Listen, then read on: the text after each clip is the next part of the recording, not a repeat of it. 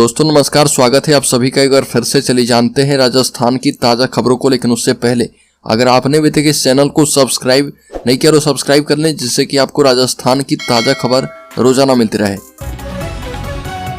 सबसे पहली खबर, राज्य में भजनलाल सरकार 52 दिन से कार्यवाहक अफसरों के भरोसे है। डीजीपी यानी पुलिस के प्रमुख 25 दिन से और मुख्यमंत्री के प्रमुख सचिव 31 दिन से कार्यवाहक ही हैं। हाईकोर्ट में सरकार की तरफ से प्रभावी पैरवी करने के लिए 52 दिन से महाधिवक्ता नहीं है। यही नहीं, आईएएस अफसरों के तबादले करके 30 से ज्यादा कलेक्टर बदले गए हैं, लेकिन अब भी 55 विभागों का अतिरिक्त प्रभार मुख्य सचिव सुधांशु पंत सहित 40 आईएएस अफसरों को सौंपा गया है। अगली खबर, पिछले साल दिसंबर में श्री राष्ट्रीय राजपूत करनी सेना के राष्ट्रीय अध्यक्ष सुखदेव सिंह गोगामेड़ी की दिन दहाड़े गोली मारकर हत्या की गई थी और पुलिस ने उस समय राष्ट्रीय लोकतांत्रिक पार्टी के हनुमान बेनीवाल समेत कई नेताओं की सुरक्षा बढ़ाई थी और डर ये था कि लॉरेंस गैंग इन नेताओं पर हमला कर सकता है। गोगामेड़ी की हत्या के 2 महीने के बाद पुलिस इंटेलिजेंस को इनपुट मिला कि नागौर में 3 शूटर हनुमान बेनीवाल पर हमले की साजिश रच रहे। इसके बाद बेनीवाल के घर के बाहर 8 क्यूआरटी के कमांडो तैनात कर दिए गए हैं। बेनीवाल के अलावा लाडनू के विधायक मुकेश भाकर की भी सिक्योरिटी बढ़ाई गई है। अगली खबर, भाजपा के विधायक बाबा बालकनाथ ने कहा कि यह जो आप कहते हैं कि हमारी पर्ची की सरकार है, तो मैं आपको बता दूं कि यह पर्ची तो हमारे लिए सौभाग्य की बात है। इस पर्ची से ही गांव में रहने वाले छोटे से कार्यकर्ता यहां तक पहुंचे हैं। ये हमारी लोकतांत्रिक व्यवस्था से चलने वाली पार्टी है, जो किसी भी कार्यकर्ता को ऐसा अवसर देती है कि उसको मुख्यमंत्री बना देती है। राज्यपाल के अभिभाषण पर चर्चा के दौरान उन्होंने पिछली कांग्रेस सरकार पर हमला किया और कहा कि कांग्रेस ने 5 साल रिश्वत की सरकार चलाई और विधायकों को खरीद कर सरकार चलाई है। अगली खबर, विधानसभा में गूंजा डायलिसिस मशीन खरीदने का मामला। रालोपा विधायक हनुमान बेनीवाल ने कहा कि खरीद में भारी भ्रष्टाचार की आ रही है बू। पिछली कांग्रेस सरकार के समय चिकित्सा विभाग की ओर से चुनाव आचार संहिता के दौरान महंगी दर पर डायलिसिस मशीनें खरीदने का मामला जो है विधानसभा में गूंजा और इस खबर का हवाला देते हुए रालोपा विधायक हनुमान बेनीवाल ने स्थगन प्रस्ताव के जरिए मामला उठाया है और बेनीवाल ने कहा कि खरीद में भारी भ्रष्टाचार की बू आ रही है। आचार संहिता में कार्यादेश जारी कर पड़ोसी राज्य से महंगी दरों पर मशीनें खरीदी और अभी तक काम में भी नहीं ला पा रही है। अगली खबर, विधानसभा में बीकानेर के 2 विधायकों की आवाज जमकर गूंजी। कोलायत विधायक अंशुमान सिंह भाटी ने 2 साल से बंद पड़ी बॉर्डर एरिया डेवलपमेंट योजना के लिए पूर्व की कांग्रेस सरकार को जिम्मेदार ठहराते हुए मांग की है कि इसे शुरू किया जाए। यह कई विधानसभा क्षेत्र के सीमावर्ती गांव के विकास का मामला है। वहीं लून करनसर से विधायक और मंत्री सवालों के जवाब देकर सदन में छाए रहे। पश्चिम विधायक जेठानंद व्यास ने सदन में कहा कि पूर्व मंत्री बीडी कल्ला के परिवार के लोग नशे के तस्करों का पक्ष लेते रहे। उनके परिवार के लोग और कार्यकर्ता भूमाफिया बन गए थे। बड़ी खबर, जयपुर बम ब्लास्ट मामले में सरकार को झटका। सुप्रीम कोर्ट ने एसएलपी खारिज की। आरोपी सरवर आजमी की जमानत रहेगी बरकरार। जयपुर बम ब्लास्ट के दौरान जिंदा बम मिलने के एक मामले में आरोपी सरवर आजमी की मिली जमानत बरकरार रहेगी। सुप्रीम कोर्ट ने इसे लेकर दायर राज्य सरकार की एसएलपी को खारिज कर दिया है। जस्टिस ऋषिकेश रॉय और जस्टिस प्रशांत कुमार मिश्रा की खंडपीठ ने यह आदेश राज्य सरकार की एसएलपी पर दिए हैं। बड़ी खबर, सभी संभाग मुख्यालय से अयोध्या के लिए बसें चलाई जाएगी। रामलला के दर्शन को रोज अयोध्या जाएगी बस। प्रदेश के सभी जिला मुख्यालय से अयोध्या के लिए रोडवेज बसें चलाई जाएगी और इसके लिए प्रादेशिक परिवहन विभाग से 4 महीने के लिए अस्थायी परमिट भी जारी हो चुके हैं। रोडवेज ने बसों के संचालन को लेकर अयोध्या का किराया और टाइम टेबल जारी कर दिया है। 22 जनवरी को अयोध्या में रामलला की स्थापना के दौरान मुख्यमंत्री भजनलाल शर्मा ने इसकी घोषणा की थी। अगली खबर, विधायक रफीक खान ने कहा कि चिरंजीवी में नहीं मिल रहा इलाज। ये भी कहा कि सरकार स्पष्ट करे योजना बंद है या फिर चालू है। बता दें कि विधानसभा में गहलोत सरकार की चिरंजीवी योजना का मुद्दा उठा और विधायक रफीक खान ने स्थगन प्रस्ताव के जरिए चिरंजीवी का मुद्दा सदन में उठाते हुए कहा कि गहलोत सरकार की जिस योजना ने प्रदेश को ही नहीं बल्कि देश को एक नई दिशा दी, आज उस योजना के तहत प्रदेश में आमजन को इलाज नहीं मिल रहा। चिरंजीवी के लाभार्थी अस्पतालों के चक्कर काट रहे। यह भी कहा कि चिकित्सा मंत्री यहाँ बैठे हैं, यह स्पष्ट करें कि योजना चालू है या फिर बंद कर दी गई है। एक और बड़ी खबर, राजस्थान में सरकारी स्कूलों में हिजाब पर पाबंदी लगाने की संभावनाओं पर विचार किया जा रहा। दूसरे राज्य में हिजाब पाबंदी के स्टेटस को लेकर रिपोर्ट मांगी गई है और सूत्रों के मुताबिक शिक्षा विभाग में उच्च स्तर पर हिजाब बैन मामले में रिपोर्ट तैयार करके शिक्षा मंत्री मदन दिलावर को भेजी जाएगी और बताया जा रहा है कि दिलावर ने ही इस मामले में विभाग से दूसरे राज्य में हिजाब बैन के स्टेटस और राजस्थान में इसके प्रभाव को लेकर रिपोर्ट मांगी है। वहीं कृषि मंत्री डॉक्टर किरोड़ीलाल मीणा ने भी कहा कि स्कूलों मदरसों में हिजाब पर रोक लगनी चाहिए। दूसरे राज्य के पैटर्न का अध्ययन करने के बाद हिजाब बैन की संभावनाओं पर स्टेटस रिपोर्ट मंत्री को भेजी जाएगी। बड़ी खबर किरोड़ी लाल मीणा ने कहा कि भागीरथ बनकर आए हैं मुख्यमंत्री भजनलाल शर्मा। गहलोत ने कर्ज लेकर रेवड़ियां बांटी, लेकिन हमारे मुख्यमंत्री ने ईआरसीपी पर मुहर लगा दिया है।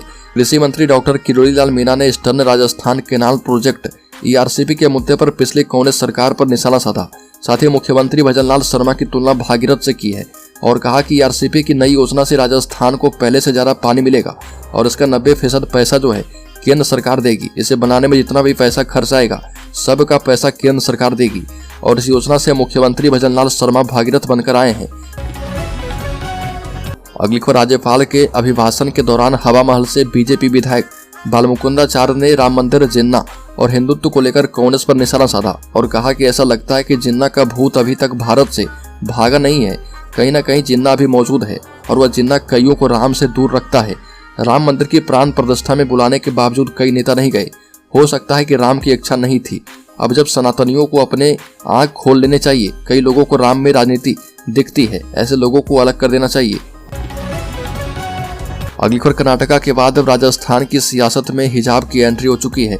कर्नाटका के बाद अब राजस्थान की सियासत में भी हिजाब की एंट्री हुई है और दरअसल राजस्थान विधानसभा में भी हिजाब को लेकर कांग्रेस के मुस्लिम विधायक रफीक खान और अमीन कागजी ने बीजेपी विधायक बालमुकुंदाचार्य पर जमकर निशाना साधा और आदर्श नगर से कांग्रेस विधायक रफीक खान ने कहा कि बीजेपी के हवा महल विधायक बालमुकुंदाचार्य ने 26 जनवरी को एक सरकारी स्कूल में जाकर हिजाब पहनकर आई बच्चियों के बीच नारेबाजी की है।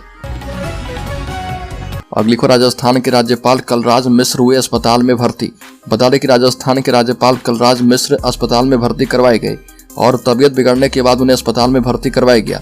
तबीयत बिगड़ने के बाद उन्हें सीके बिड़ला अस्पताल में भर्ती करवाया गया था और बताया जा रहा है कि राज्यपाल कलराज मिश्र के घुटनों में दर्द है और उसके बाद अब उनके घुटने का ऑपरेशन करवाया जाएगा।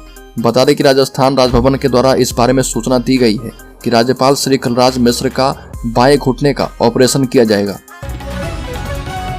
एक और बड़ी खबर, ईआरसीपी को मास्टर स्ट्रोक बनाना चाह रही है बीजेपी। पार्टी में इसे बड़े जश्न के रूप में मनाने की तैयारी है। पूर्वी राजस्थान नहर परियोजना को पिछले कई सालों से राजस्थान में राजनीतिक रंग दिया जा रहा और बीजेपी पर कांग्रेस का हमला लगातार जारी रहा है। वर्ष 2023 के विधानसभा चुनाव में भी कांग्रेस और बीजेपी दोनों में ईआरसीपी को लेकर बहस छिड़ गई थी और बीजेपी के लिए पूर्व मुख्यमंत्री अशोक गहलोत ने बयान देकर मुश्किल स्थिति बना दिया था। अगली खबर, सरकार बदलते ही अधिकारी हुए हैं अलर्ट। संभागीय आयुक्त ने अस्पताल का किया निरीक्षण। राजस्थान में सरकार बदलने के साथ ही प्रशासनिक अधिकारी अलर्ट हो गए हैं। कुछ दिन पहले जिला कलेक्टर लोकबंधु जिला आरबीएम अस्पताल का निरीक्षण करने पहुंचे। वहीं संभागीय आयुक्त समरमाल वर्मा भी जिले के जनाना अस्पताल का निरीक्षण करके व्यवस्थाओं का जायजा लिया एवं आवश्यक निर्देश दिए हैं। अगली खबर, 3 राज्य से कांग्रेस का सफाया तय। चुनाव के बाद राज्यसभा में एनडीए होगी और भी मजबूत। भारतीय जनता पार्टी नीत राष्ट्रीय जनतांत्रिक गठबंधन को राज्यसभा की 56 सीट पर 27 फरवरी के चुनाव के बाद करीब 6 सीट का फायदा होने की संभावना है, क्योंकि जनता दल यूनाइटेड और अजीत पवार के नेतृत्व वाला राष्ट्रवादी कांग्रेस पार्टी राकांपा का धड़ा सत्तारूढ़ गठबंधन में शामिल हो गया है। निर्वाचन आयोग ने 56 सीट पर चुनाव की घोषणा की, जिसमें उत्तर प्रदेश के 10, महाराष्ट्र और बिहार से 6 सीटें शामिल है। अगली खबर, लोकसभा चुनाव की तैयारी में जुटी भारत आदिवासी पार्टी 12 सीटों पर नियुक्त कर दिए हैं पर्यवेक्षक। बता दें कि जिस आदिवासी पार्टी का जिक्र किया गया है वह है भारत आदिवासी पार्टी। यह पार्टी राजस्थान विधानसभा चुनाव से ठीक पहले बनी थी और इसने बहुत ही कम समय में आम लोगों के बीच अपनी पैठ बनाई है और विधानसभा चुनाव में 3 सीटों पर जीत हासिल करने में कामयाब रही है। अगली खबर, पूर्व मुख्यमंत्री वसुंधरा राजे ने कार्यकर्ताओं को तबादलों की सिफारिश से बचने की सलाह दी और झालवाड़ स्थित स्थानीय डाक बंगले में आयोजित कार्यकर्ता स्नेह सम्मेलन कार्यक्रम को संबोधित करते हुए कहा कि भाजपा कार्यकर्ताओं को जन समस्याओं के समाधान संबंधित कार्य को प्राथमिकता देनी चाहिए।